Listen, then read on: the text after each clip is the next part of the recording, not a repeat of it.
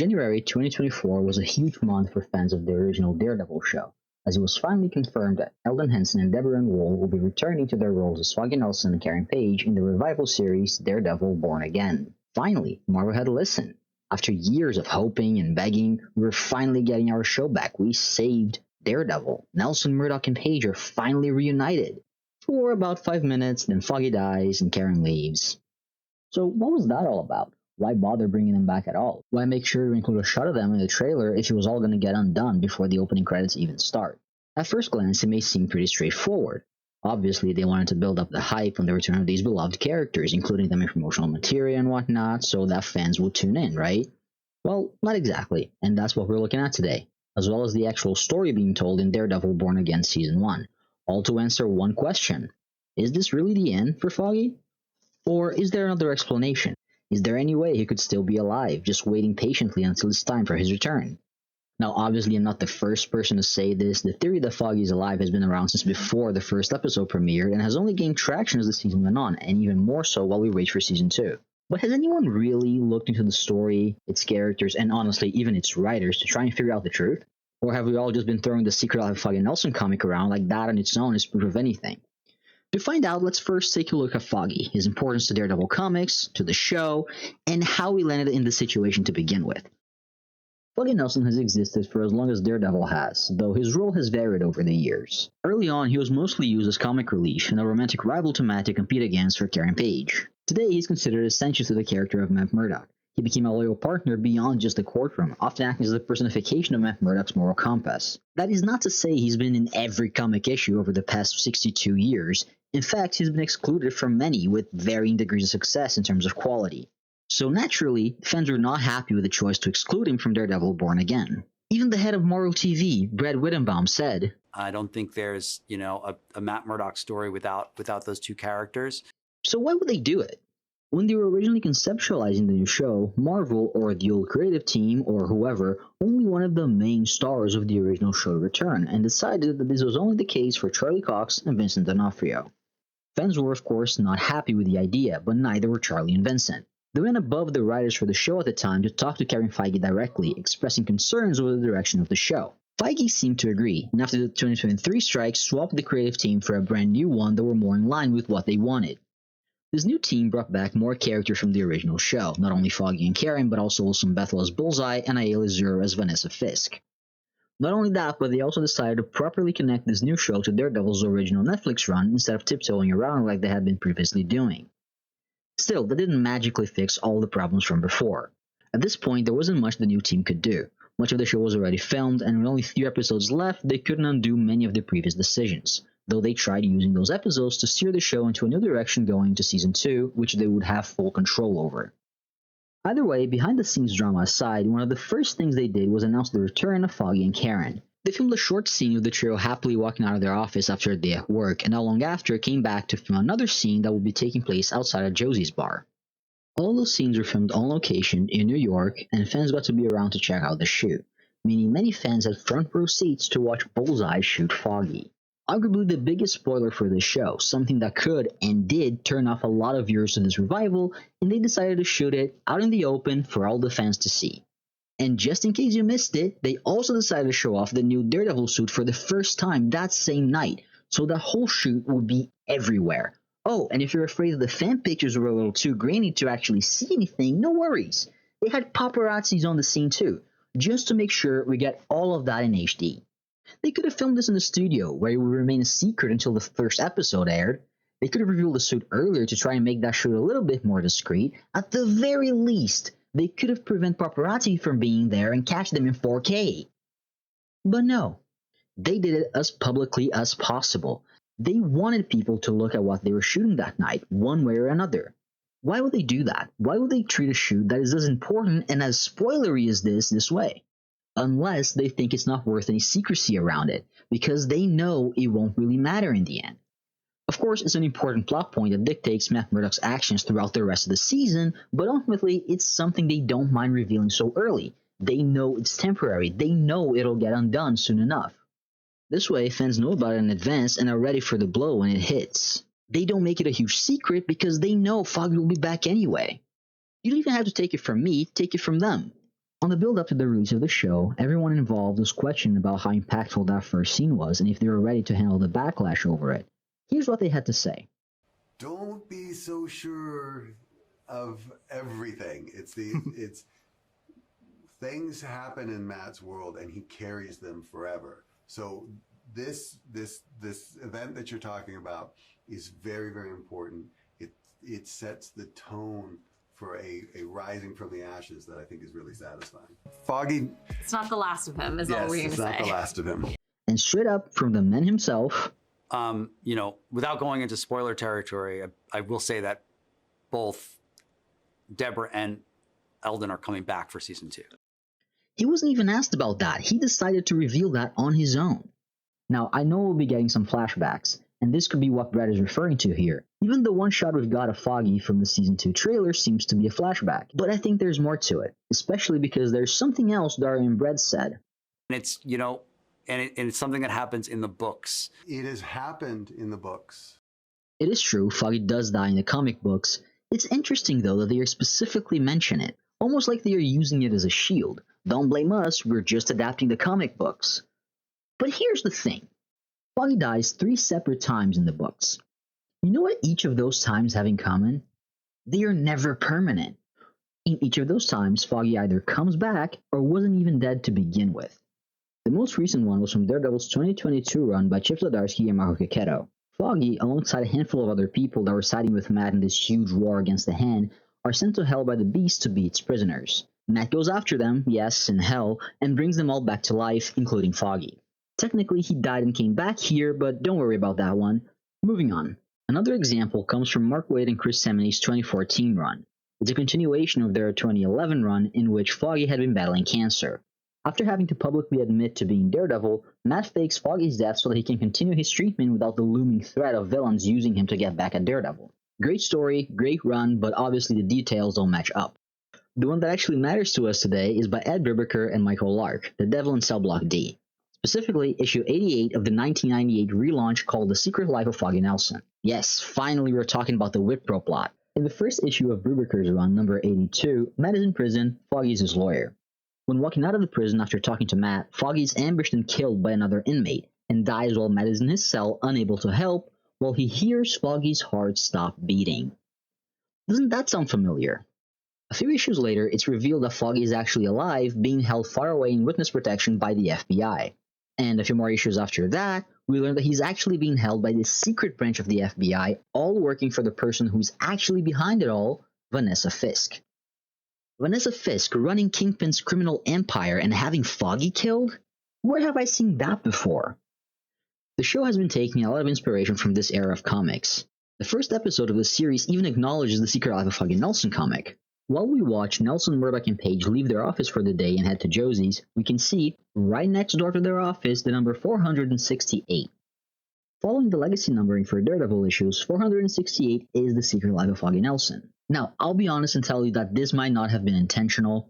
If you look up the location they filmed those scenes on Google Maps, you can clearly see it's an actual address, not some set dressing Marvel put on just to be sneaky. And while yes, you could argue that this is just a weird coincidence and that it won't go anywhere, I wouldn't be so sure. Marvel is known for including Easter eggs like this in their projects to reference specific comics. The MCU Spider-Man movies, for example, did it a bunch with license plates. Of course, not every number on screen will mean something, and they don't have to. What I'm saying is, Marvel has been in the game for a long time. They know that if they're throwing some numbers on screen and they mean something for comic nerds, they better mean something. It's one thing when you throw a number on screen and that doesn't lead to anything relevant. It's another when the number in question leads to a comic that will directly impact the future of your story given what you're about to do in the very next scene.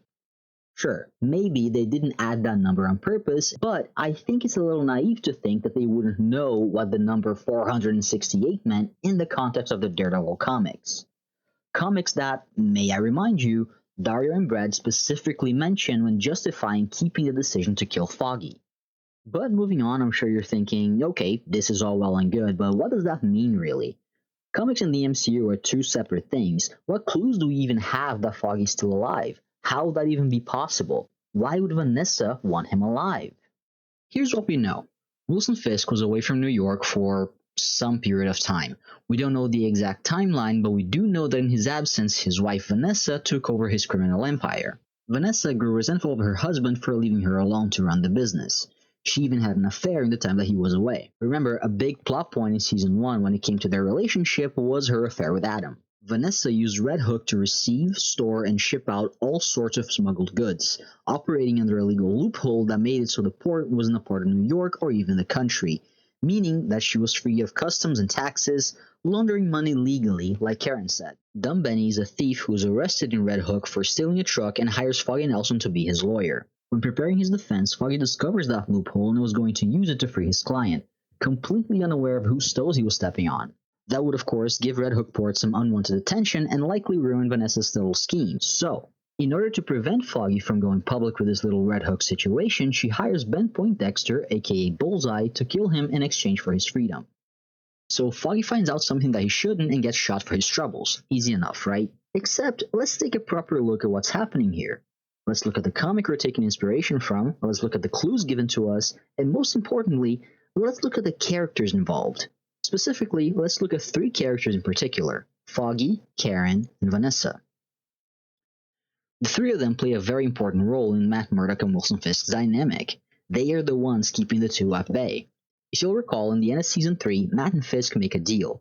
That deal ensures that Fisk won't reveal Daredevil's secret identity and prevents him from touching a hair on either Foggy or Karen's heads in exchange for what? Vanessa's freedom. Matt has the evidence to put her away. He even mentions it to Karen that she's been using Red Hook Port to store art for years, meaning he's been keeping tabs on her all that time. And Vanessa knows this. She was in the room when that deal took place. She is not stupid. If she's going to do anything against Nelson, Murdock, and Page, she needs to be careful. She can't harm them or expose Murdock without bringing herself along for the ride. This is why she specifically hires Poindexter to do the deed. He already has beef with Daredevil and Karen. He shows up, shoots Foggy, and wrecks up the place. It's easier to chalk that up to just settling a score, like Cherry said. So, with all that preparation, Vanessa should be in the clear, right? Well, not quite. There's still room for things to go wrong. What if Matt and Kara suspect something? What if Foggy told him about his discoveries before he died? What if they pick up the case? Additionally, what happens when her husband returns and learns about what she did? For all she knows, he could see it as her going directly against him, killing someone she had no business killing. He could find out about Adam. She knows very well who Wilson Fisk is and what he's capable of. So what does she do? She plans for contingencies. She ensures that she'll be several steps ahead, just like her husband has always been. She fakes Foggy's death and hides him away because it's an easy, sure way to manipulate both Matt and Fisk. Matt picks up the case, she dangles the possibility of having his friend back right in front of him, so he steps back. Fisk is angry at her. Foggy's a peace offering, a way for Fisk to manipulate Murdock and Page if he wants, or simply kill Foggy himself.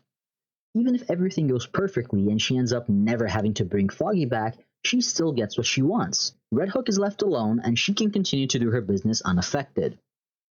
That's essentially what she does in the comic.